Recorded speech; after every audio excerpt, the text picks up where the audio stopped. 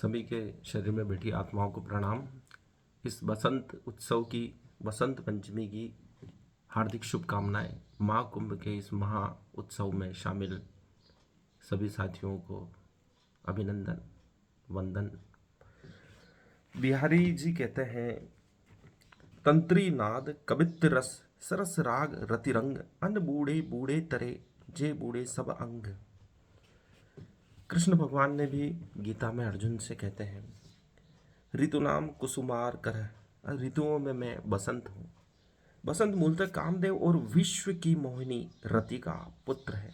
वह इतना साहसी है कि कामदेव के साथ साथ संहार के देवता भगवान शंकर की समाधि भंग प्रक्रिया में भी सहचर की भांति खड़ा रहा। वह कामदेव से भी अधिक शाश्वत और चिरंतन है। कामदेव का शरीर नष्ट होने के बाद भी अशरीरी भाव से पृथ्वी के प्रत्येक जीव में विद्यमान रहता है। लेकिन उद्दीपन का कैनवास तभी तैयार होता है जब वसंत ऋतु आती है। तो वसंत के इस पावन अवसर में जब सब तरफ पुष्प खिले हुए, नई नई कोपलें आ रही है, तो जीवन में नवीन उत्साह का संचार होता है। विद्या आरंभ संस्कार भी इसी दिन प्रारंभ होता है। इस अनुकूल मौसम में पढ़ाई में भी अच्छा मन लगता है। परीक्षाएं भी इसी मौसम में आती है और अच्छे नंबर लाने की संभावना भी अच्छी तैयारी के साथ इस मौसम में बढ़ जाती है। बसंत के साथ साथ महाकुंभ का भी उत्सव चल रहा है। इसमें ऋषि मुनि जो पधारे हैं, उनसे हमें कई चीज़ें सीखने को मिलती है। जीवन में कई समस्याएं होती है और शिष्य उनके पास जाकर अपनी समस्याएं रखता है। हमने देखा है कि भारत में गुरु बनाने की परंपरा है। शिष्य अपनी सब समस्याएं गुरु के चरणों में रख देता है, मन उधेड़ लेता है।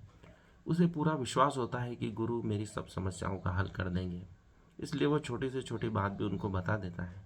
ऐसा करने से वैज्ञानिक भी कहते हैं कि मन हल्का हो जाता है और समाधान मिल जाता है। इस प्रकार गुरु के सामने अपने आप को नतमस्तक करने से नवीन ऊर्जा का संचार होता है, समस्याओं का बोझ हटता है। गुरु आपकी सब समस्याएं ले लेता है और उसके नवीन हल, प्राचीन हल निकाल कर आपको समस्याओं से मुक्त भी करता है। आप में आत्मबोध कराता है, आपका आत्मसम्मान बढ़ाता है। जब आप दूसरों का सम्मान करते हैं तो वे भी आपका सम्मान करते हैं। गुरु वही चीज़ सिखाता है। इसलिए विक्टर फ्रैंकल, जो ऑस्ट्रिया न्यूरोलॉजिस्ट, दार्शनिक और होलोकॉस्ट सर्वाइवर थे, उन्होंने लागोथेरेपी की स्थापना की थी। कहते हैं कि मनुष्य वे सब कुछ छीना जा सकता है, मनुष्य से सब कुछ छीना जा सकता है, लेकिन एक चीज़ नहीं छीन सकते हैं। वह क्या है कि किसी भी परिस्थिति में वह आपका दृष्टिकोण चुन सकता है। परिस्थिति कैसे भी हो, आपका दृष्टिकोण अगर सकारात्मक है तो आप उस परिस्थिति पर विजय प्राप्त कर लेंगे, अपनी राह चुन सकते हैं। जब हम किसी स्थिति को स्वयं ही बदलने में असमर्थ होते हैं तो हमें खुद को बदलने की चुनौती स्वीकार कर लेनी चाहिए। यदि हम किसी परिस्थिति को नहीं बदल सकते तो हम स्वयं को बदलने का प्रयास करना चाहिए। असामान्य स्थिति में सामान्य प्रक्रिया देना सामान्य व्यवहार है। असामान्य स्थिति में हम असामान्य प्रतिक्रिया देते हैं तो वो कोई अनुचित नहीं है। अगर कठिन परिस्थिति है तो हमारा व्यवहार भी कठिन हो जाता है, तो उस पर हमें विचार करने की आवश्यकता नहीं है। हमें चिंता करने की आवश्यकता नहीं है कि हमने क्या व्यवहार किया है। कोई भी व्यक्ति न्याय करने से पहले खुद से ईमानदारी से पूछे कि क्या यदि वह उस स्थिति में होता तो वैसा ही नहीं करता। तो अपने आप से पूछना चाहिए। हम न्याय करते हैं तो दूसरे व्यक्ति की इस जगह पर स्वयं को रखना चाहिए। जो प्रकाश देना चाहता है उसे जलना ही होगा। यदि आप अंधकार मिटाना चाहते हैं, कुछ बदलाव लाना चाहते हैं, तो आपको दुख झेलना पड़ेगा, कष्ट झेलना पड़ेगा। जैसे क्रांतिकारियों ने कष्ट झेलकर भारत को आज़ाद कराया। इसलिए आप चिंता न करें, यदि आपको कष्ट मिलता है तो परिवर्तन होना सुनिश्चित है। जो प्रकाश देना चाहता है उसे जलना होता है। खुशी को प्राप्त नहीं किया जा सकता, यह स्वाभाविक रूप से होती है। यदि आप खुशी प्राप्त करने की कोशिश करेंगे तो दुख प्राप्त करेंगे, यही संसार का नियम है। यदि आप दुख झेलेंगे तो आपको खुशी मिलेगी, ये एक सिक्के का दूसरा पहलू है।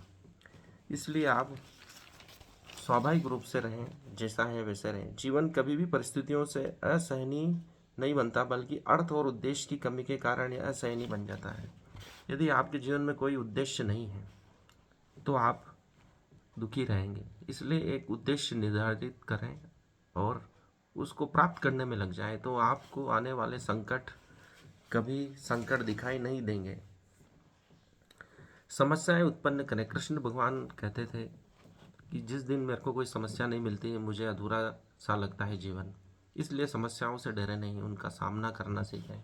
समस्याएं आपको मजबूत बनाती हैं, आप में चरित्र का निर्माण करती हैं, आपकी योग्यता बढ़ाती है, आपके चरित्र में सुगंध उत्पन्न करती है। इसलिए कृष्ण के जीवन में इतने उतार चढ़ाव हैं और वो उससे भी ज़्यादा पूजनीय बने, क्योंकि उन्होंने जीवन के हर रंग देखे हैं और व्यक्ति की समस्याओं का हल उनके जीवन में कहीं न कहीं हमको मिल जाता है। इसलिए समस्याओं को आने दें, उनसे डरे नहीं, उनका सहज रूप से सामना करें।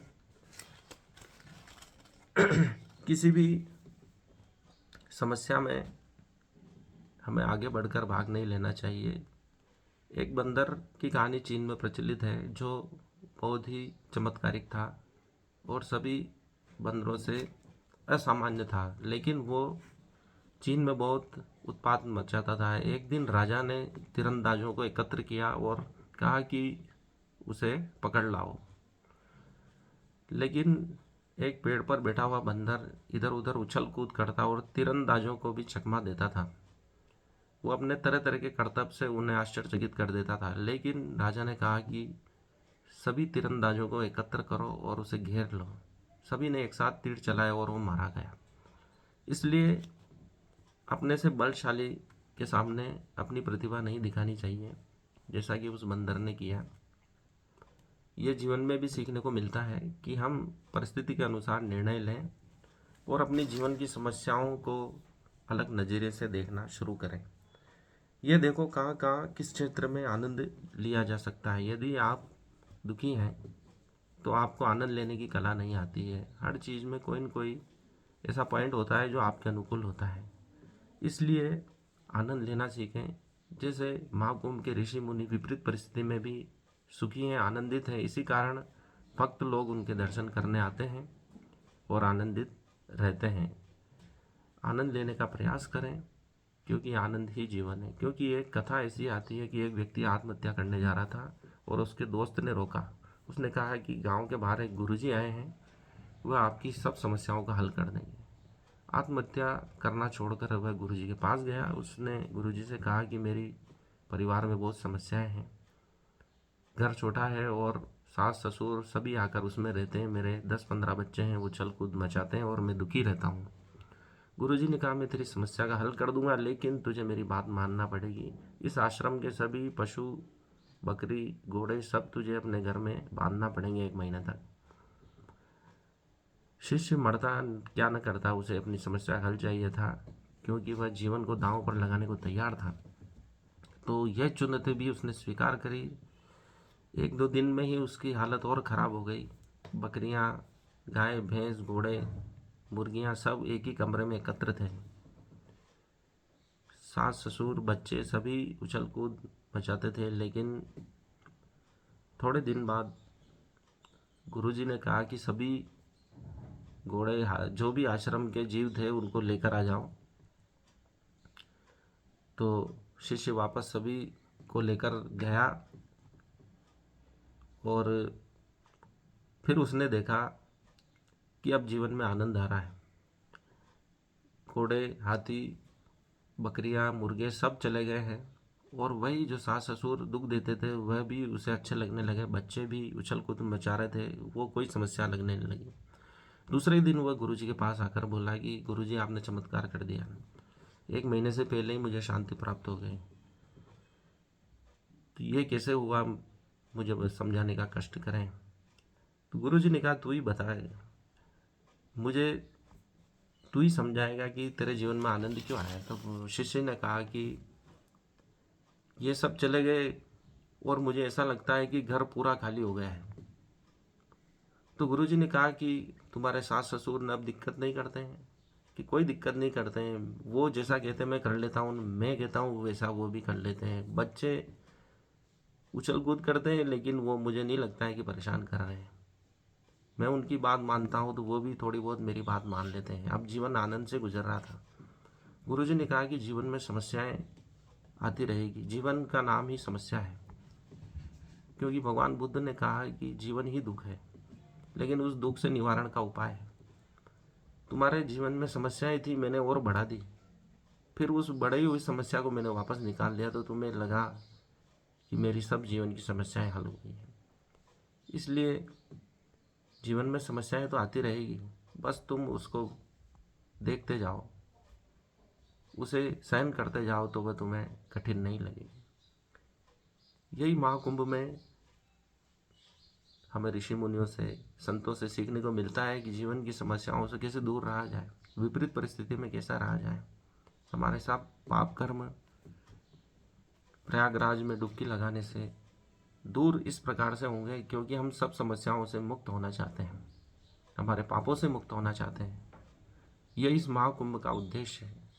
पूरे विश्व की मानवता आज जहाँ एकत्र हो रही है और भारतीय संस्कृति का गुणगान कर रही है, उसका तात्पर्य यही है कि हम समस्याओं से मुक्त हों, चिंताओं से मुक्त हों, आनंद पूर्वक रहें, मानसिक समस्याओं से मुक्त हों। आज के लिए इतना ही। मुझे पूरा सुनने के लिए हार्दिक आभार। धन्यवाद।